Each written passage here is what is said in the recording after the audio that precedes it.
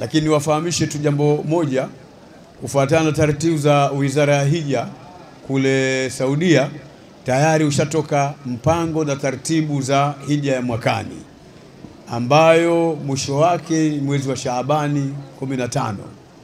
Kwa tunawaomba wale mahujaji ambao wanajitahidi na wametia nia ya kuhiji mwaka huu ujao, wajitahidi sasa kwa haraka waache mazoea ya kutaka kuja kujiandikisha hija katika taasisi yoyote ile, wakajiandikisha katika mwezi wa Ramadhani au mwezi wa mfungo mosi au mwisho kabisa.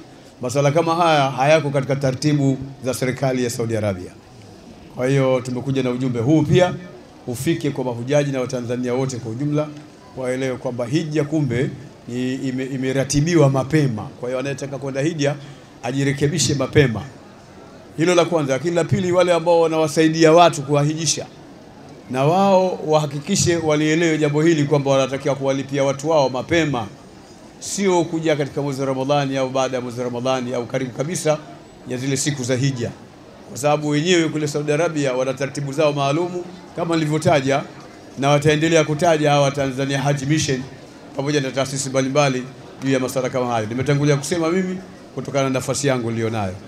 Babdeo Miladu Online TV, pamoja nawe katika kheri.